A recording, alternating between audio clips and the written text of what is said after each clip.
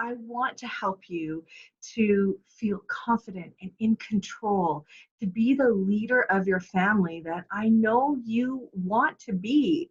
And I know you want to do that in a peaceful way too, not in a way where you are shaming your kids and punishing your kids and threatening and yelling at them, because it doesn't feel good and it doesn't work anyway, does it? You know it doesn't. I know it doesn't. And I tried it. I tried it all. I tried all of those things before I found this. And this has really helped me with my relationship with my boys. And I can tell you that my oldest son now, he tells me, "You really get me."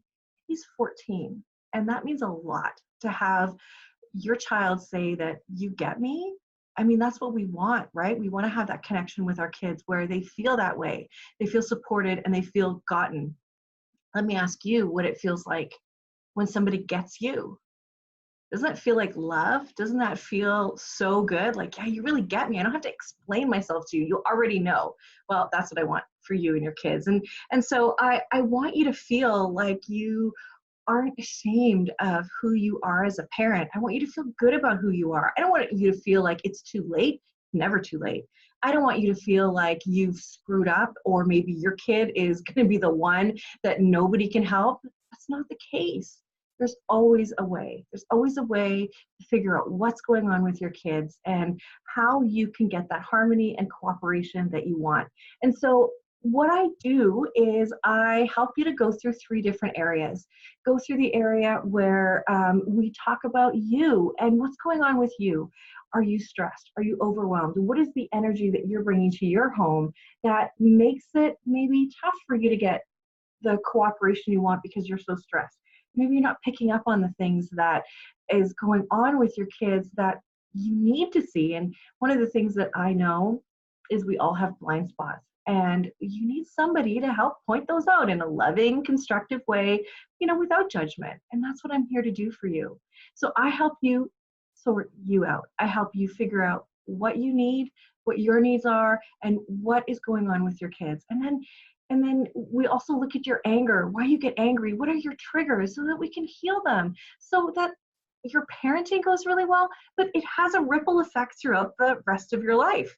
Because if the one area that's causing you the most pain is your parenting, and that starts to be a place of connection and joy for you, well, then the rest of your life feels so great. I know when I first did this work, when I hired a coach, I had people telling me like, "Wow, you seem so much happier. You seem so much like more content and calm." And it was great. Other people were noticing. It was so good. So that really, really felt good. And,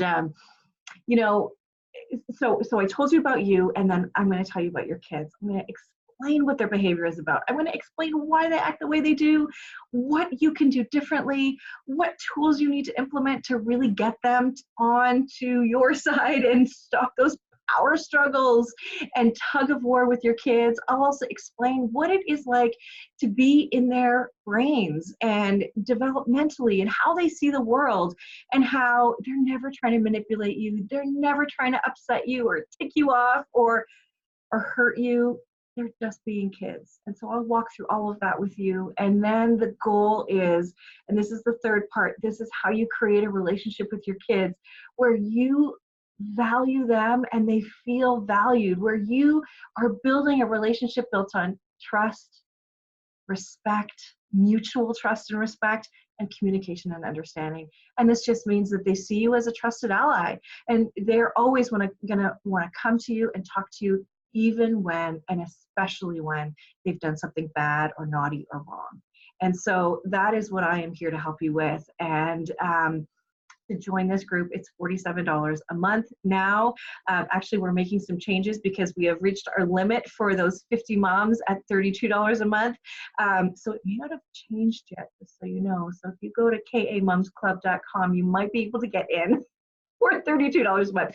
Don't tell anyone I told you, but it might have a moment of time where you can still get in like that. Anyway, so let's just dive into our topic today on how to calm a meltdown. And thank you for hearing me on the Moms Club. I'm so passionate about it. I'm so excited about it. And I've been having such a great time helping the moms and the members that are in there. And they're not all moms, just so you know, but just helping everybody in there and really, really providing value for everybody. It feels good for me, and I know that it's helping them. And that is just such a great place to be. All right. So thank you for that very much. So the first thing that you need to know about meltdowns is that they are not behavior. Okay? They are emotions that are out of control. Let me say that again. Meltdowns are not behavior. They are emotions that are out of control. Meltdowns by young children are caused because they can't deal with or articulate their emotions. They don't even know necessarily what it is that they're feeling. And this is for young kids, right? As we get older, maybe we know what we're feeling, but we're just not able to stop them. It's like a freight train of emotion, and we can't stop them. And let's be honest, as parents, we have meltdowns too, don't we? I know that I have. And it doesn't feel good, and we probably feel a lot of shame afterwards too. But for our kids, what happens is they can't deal with, they can't articulate their emotions, and so they have no other way to deal with them other than to have a meltdown. And what happens to them is, look, they're little, they're small people in this world, right? And they're looking up at everything and they're taking in the world. And as they go about their day, they build stress hormones because they get frustrated, right? Maybe they go to say something and somebody doesn't hear them. Maybe they want to do something, but they can't reach it. Or maybe they want to play with something and they don't have the fine motor skills to do it, right? But they get to a point where those stress hormones get to a boiling point, and that's when Mother Nature comes in and gives them a really great way to deal with their emotions with this pressure valve that we call a meltdown. So that is really what's going on. Now, our kids live in their emotional brain until they're the age of 7, which means that meltdowns are just a fact of life. So here, I'm going to explain something really quickly to you. This is your brain. This is your brain. And so what happens is our brains grow from the bottom up. And so this would be where your eyes are, right here. And this is called flipping the lid, which is what I'm going to explain to you. And this is something that Dr. Dan Siegel, who I just love, describes. So this is how we look at the brain. This is the brainstem, and this right here is the cerebellum. And this is the lower brain. This part of the brain is fully grown at birth. This is responsible for breathing, circulation. This is just survival, period. And this is also where you have fight, flight, or freeze, right? That's where that is housed. And then when we open up here, and I'll explain what this is all about, this is our emotional brain. So this is the amygdala, and this is responsible for feelings, feelings, feelings, and more feelings. Now, obviously I'm simplifying the brain in a major way here, and I'm doing that on purpose. I'm just talking about the 3 areas of the brain. And when we wrap this part, our fingers down over the thumb, this is your prefrontal cortex. Okay, this is where all the good stuff is that we wish our kids were born with, but they aren't. This is compassion, empathy, emotional regulation, it's problem solving, it's the ability to understand a consequence before you do something, right? And it's reasoning, rational thought. So here's what happens. If your child is not at the age of 7 yet, I'm gonna use my other hand because that was starting to hurt, is that they're living in this emotional brain right here. So something happens, boom, they go straight to their emotional brain. Here is where they are if they're older. If they are older and they start to get upset, what actually happens is this part of the brain, it's like it's vibrating. And this part here pushes away, it's pushing away as it starts to vibrate the prefrontal cortex, the rational brain, where reasoning and rational thought is, until it gets to a point where it's like you're hanging off a cliff and boom, you flipped your lid. And what happens is it gets further and further, your amygdala, where you are, gets further and further away from emotional regulation, from rational thought. And that's why we see sometimes erratic displays, ridiculous displays of behavior when we have flipped our lid, right? us, ourselves, and our kids. I mean, you know, slamming our fists down and kicking our feet, you know, that's all because we've lost it completely. So here is what you need to know. This, when everyone is like this is not the time to be parented or parent. When everybody is down here, that's when you can go to your child, okay? So this is what you have to do. This is how you parent your child through this whole thing, okay? You need to get here too, because chances are you're at least here, and we need to get you here calm. So let me sort of go back to talking about these meltdowns and what they're all about. And by the way, this part of the brain starts to grow at age 7, but it doesn't finish growing until the age of about 25 or 26.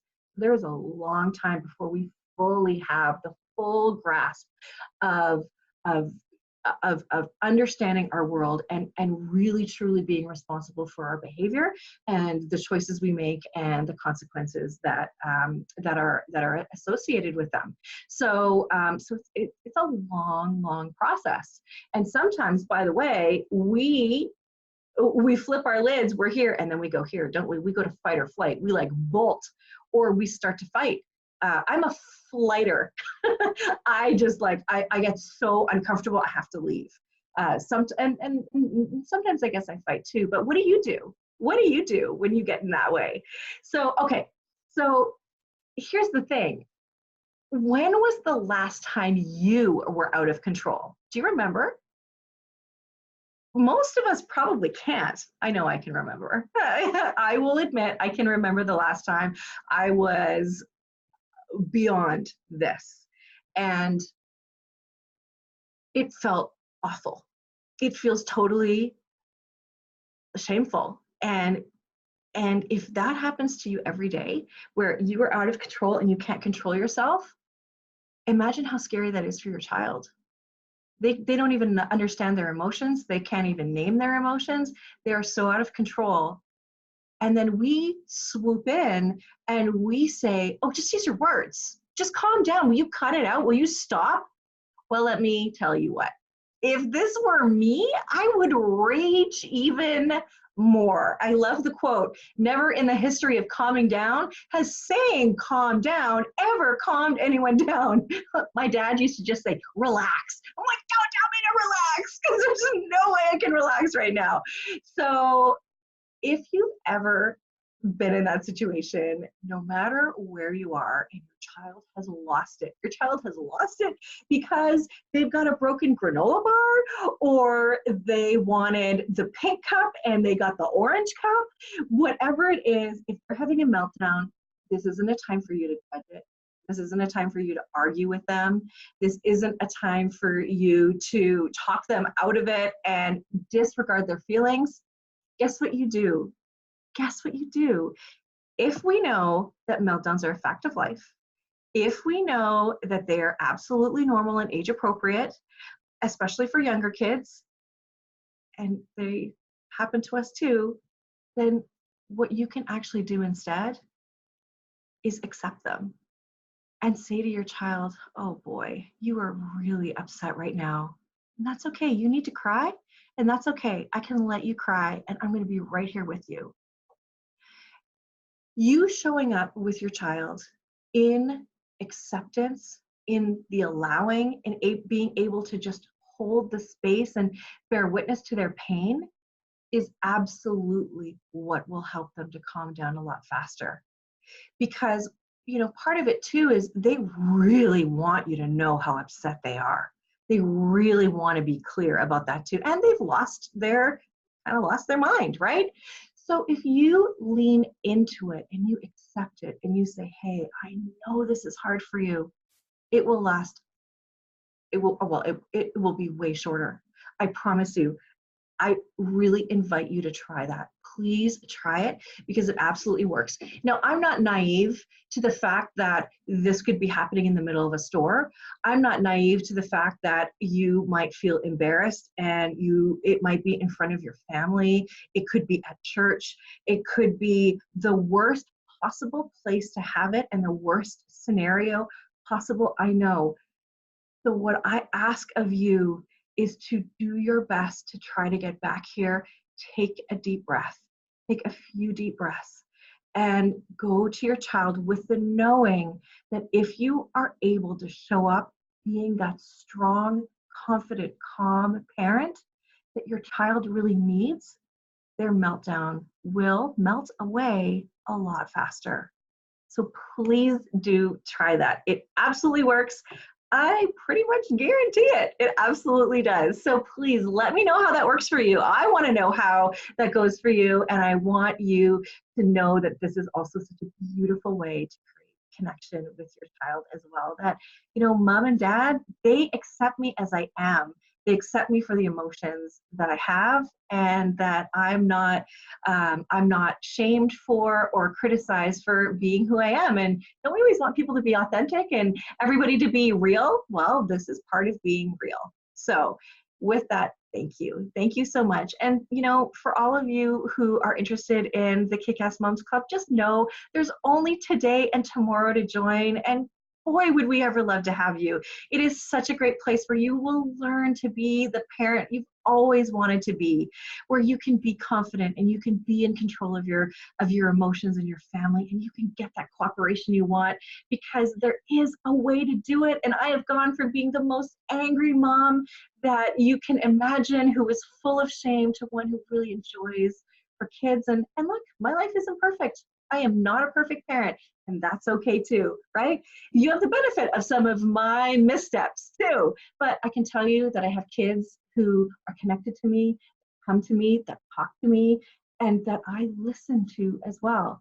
And like I said earlier, my older son says, like, you really get me. And he also says, we have like a designer family, the kind of family everyone wants. And like, how great is that, that my 14-year-old recognizes that? So it makes me really happy, and I want that for you too. So you can join at kamomsclub.com. Of course, the link is going to be here as well. And I just want to thank you so much for being the kind of parent who invests their time in listening and doing something different. That just means so much to me, because you are creating a new future for your kids and for this world. So have a beautiful day, everyone. And I'll probably see you tomorrow, one last day. Can't wait. Bye for now.